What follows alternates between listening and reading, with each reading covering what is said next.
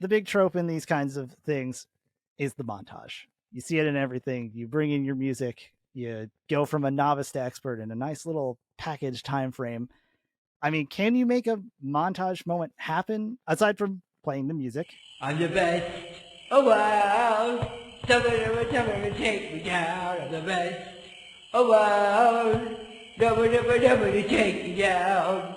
On this episode of ResiWeek, Trident IoT launches, Destination Outdoors returns to CEDIA Expo 2023, and running your business like a restaurant. All that and more next on ResiWeek. The network for the AV industry. What are you listening to? This is AV. This is AVNation. This is AVNation.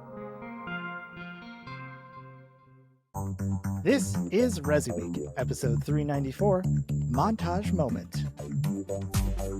Welcome to ResiWeek, your weekly wrap-up of all the latest stories and news for the residential side of the AV industry. I don't know where Matt is. I've given up. I am your host, Mitchell Tulin, here again. And I think it's the monkey's paw curling its finger. Somebody told me that I did a good job, and so fate has aligned it.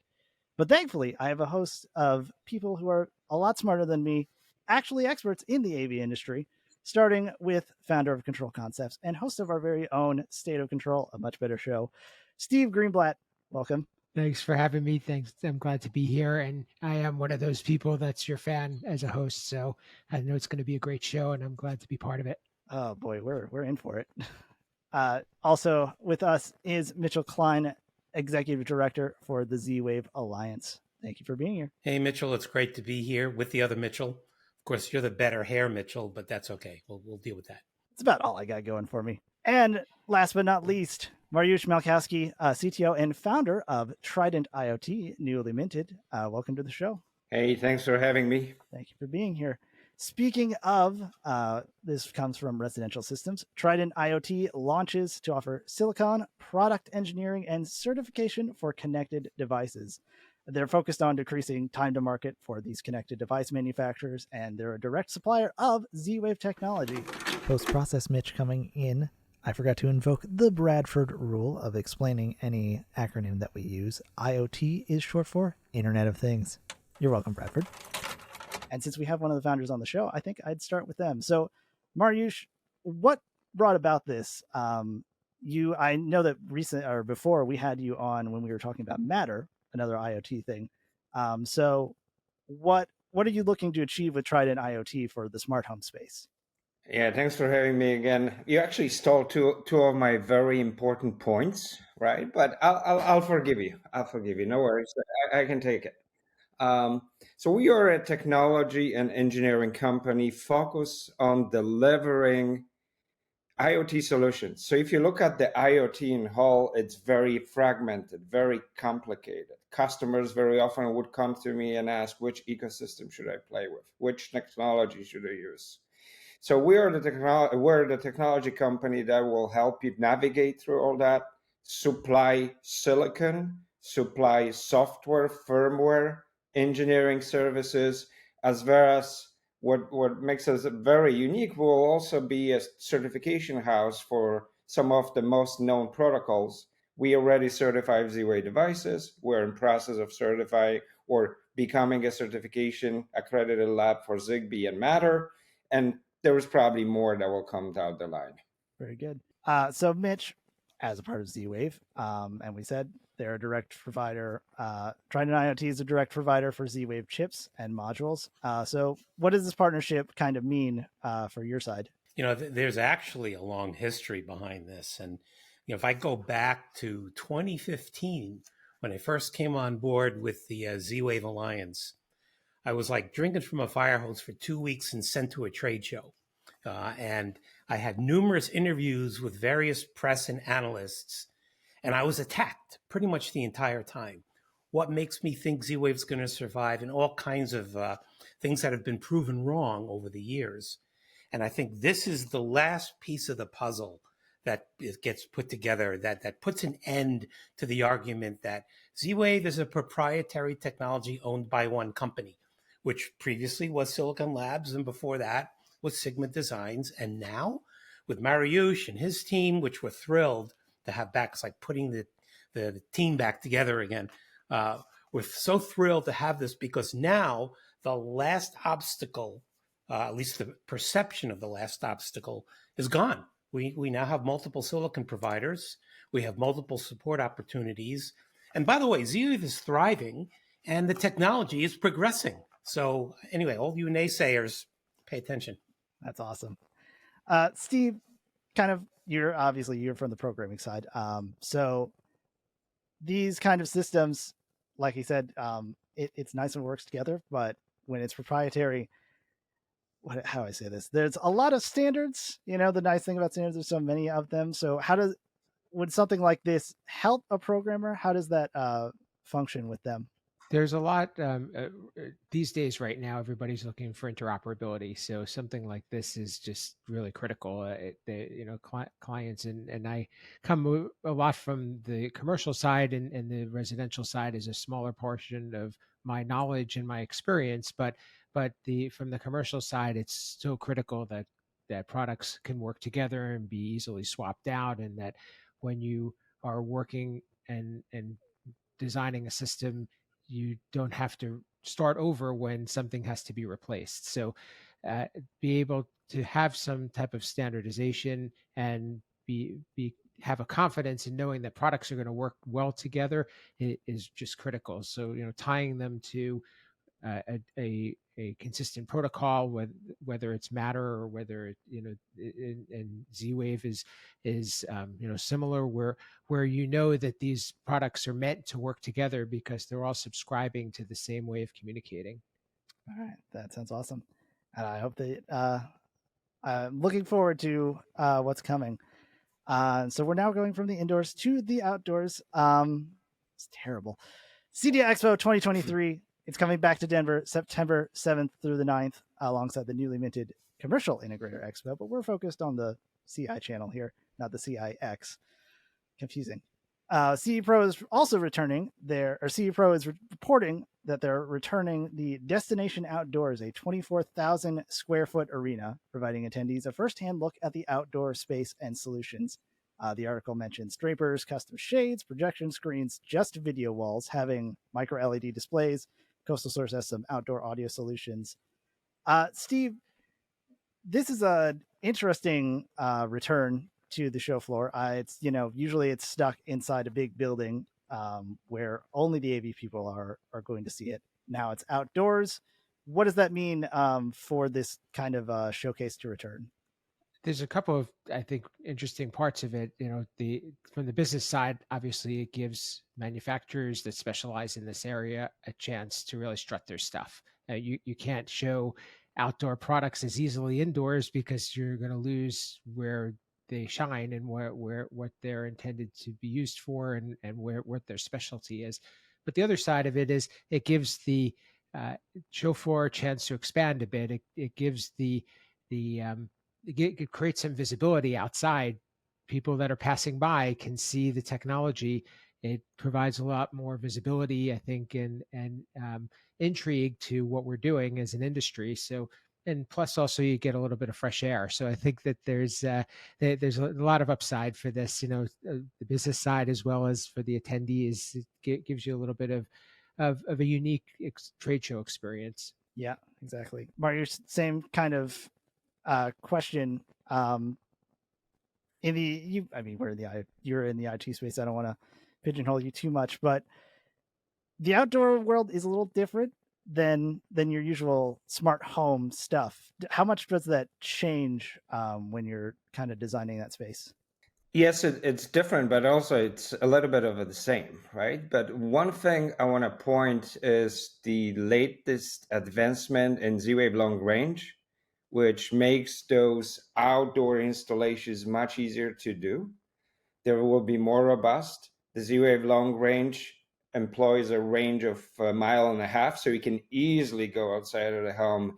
You can easily connect sensor devices or actuators where Wi-Fi normally would not reach, right? So I would say maybe not this CEDIA, but the following CEDIA, I would expect more and more Z-Wave devices being shown there on the sensor side, on the actuator side, on lighting side as well. So I'm super excited for the outdoors, and that's where the Z-Wave long range will Hey, shine. Mariusz, brilliant tie-in.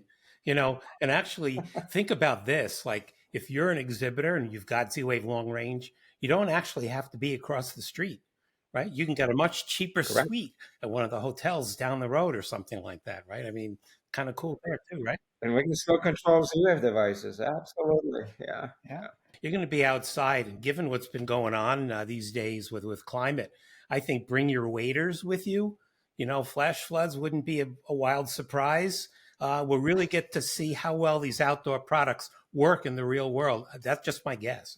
Yeah, so that was actually kind of going to be my question to you, Mitch. Is that what is the expansion for that outdoor market? We're usually focused on smart home, but it's clearly expanding to a different area. Water sensors, Absolutely, water leak detectors. Yeah, rain sensors. Well, first of all, outdoors is definitely a room in the home these days. I mean, that's nothing new. We've known this, right, for a long time, but now we actually have products built specifically for it to enable these outdoors to be the additional home. We've had lanais in Florida and other things like that, but now you actually have people putting a lot of effort into, even up in the Northeast, to creating an outdoor space. And so this is awesome. I love the idea of actually seeing the products in the real world applications. And again, I'm not expecting perfect weather. So, bring your umbrella and your waders. It is, Denver in September. I would normally say that's chilly, but right now anything could happen. It's dry. It should be, but we'll see. And finally, our last story comes from Residential Systems. Shining Those Forks. Anthony Savona writes about the latest season of a show called The Bear. I'm going to admit up front that I didn't do my homework here. I have not seen the show. I don't watch things on time. I haven't seen Ted Lasso. I keep getting reprimanded for things like that. Like, we got to talk, Mitchell. I mean, geez. But more importantly, I know most of the tropes and tools, about any plot where you're running a restaurant or you're doing a business, you're trying to save the orphanage / community center type thing. There are parallels to be drawn from one industry to the other. I'll start with you, Mariusz. Running an AV business doesn't have the same overlap as a restaurant. I assume there's a lot less health inspectors, but where did those lines sync up in a way that an integrator should be taking notes?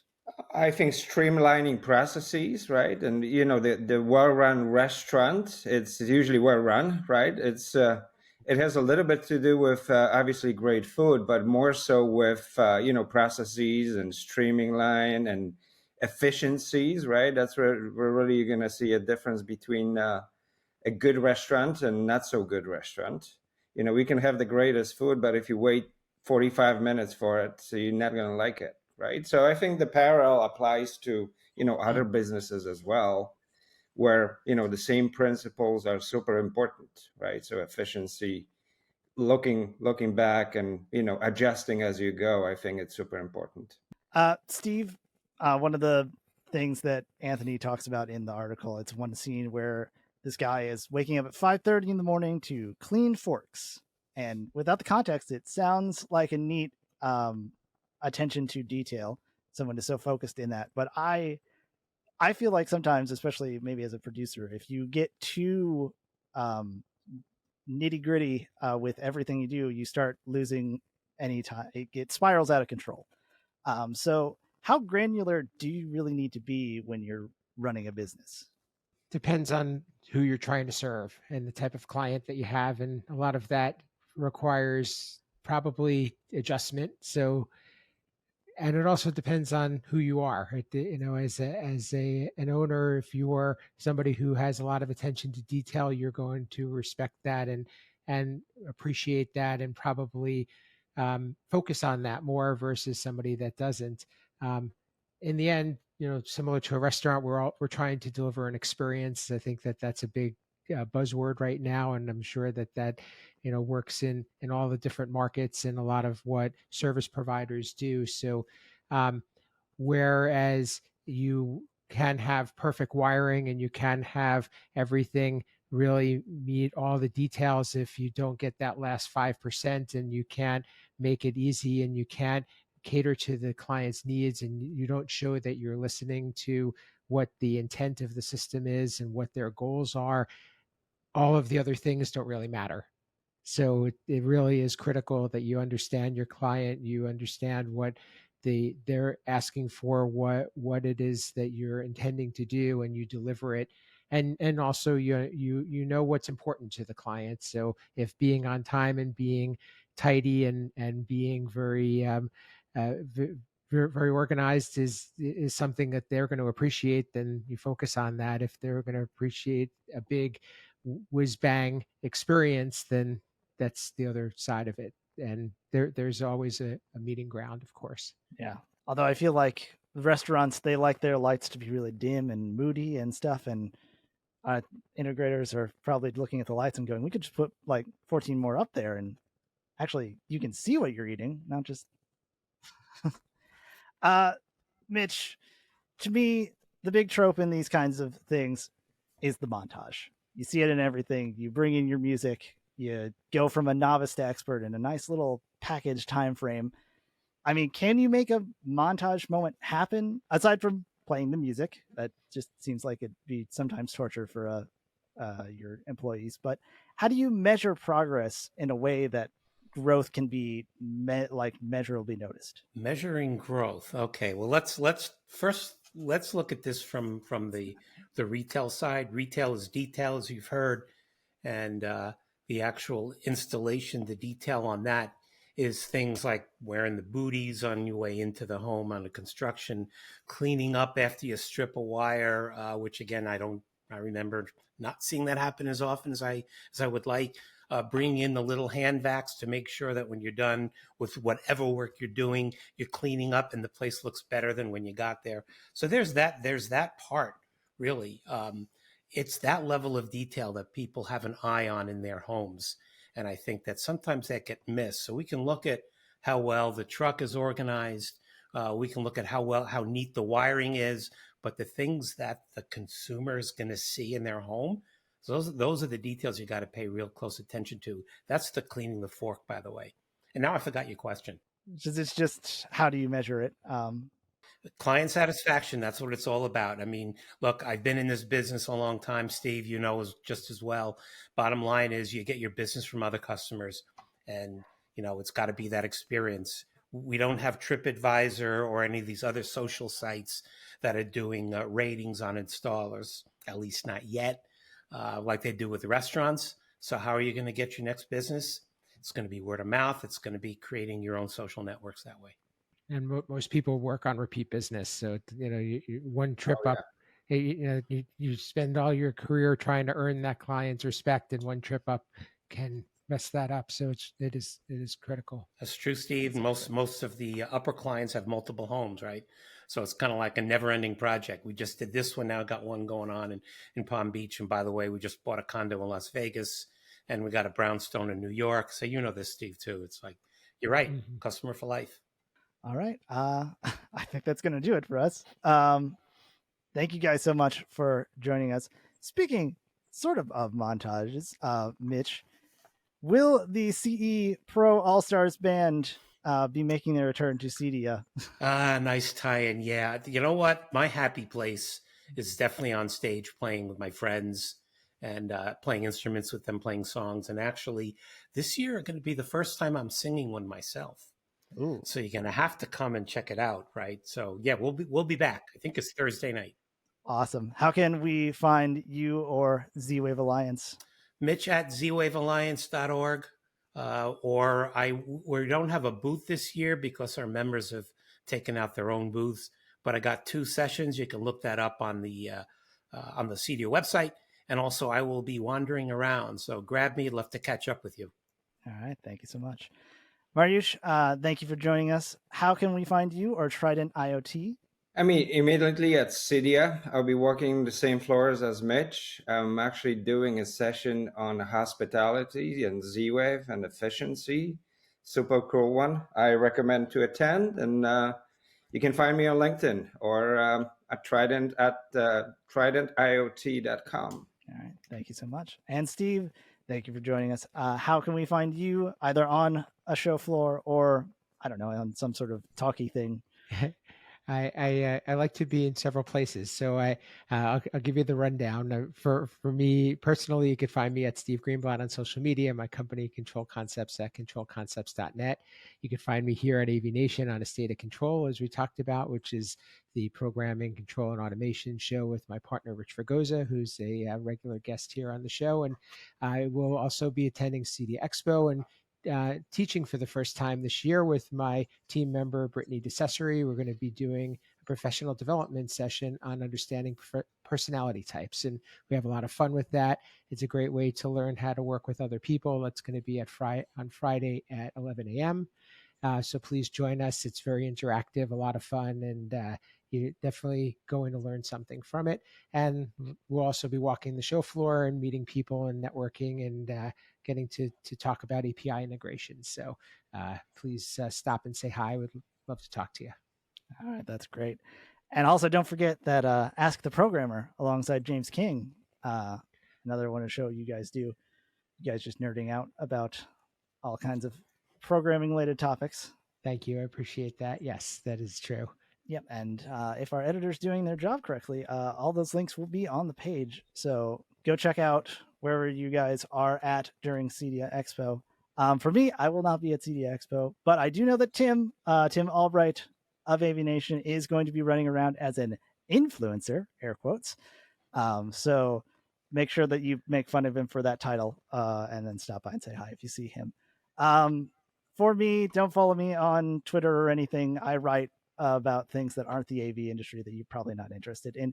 But instead, go to our site, avnation.tv, where we have a lot of shows like this one, like AVWeek, A State of Control with Steve Greenblatt, the Women in AV podcast, and the new Architect with Brian Heideggerken. All fantastic stuff. When you're there, check out our underwriters. They're the people that get us money and get me paid.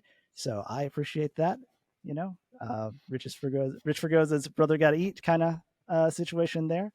So yes, check us out at avnation.tv. Thank you so much for watching. That is all the time we have for ResiWeek.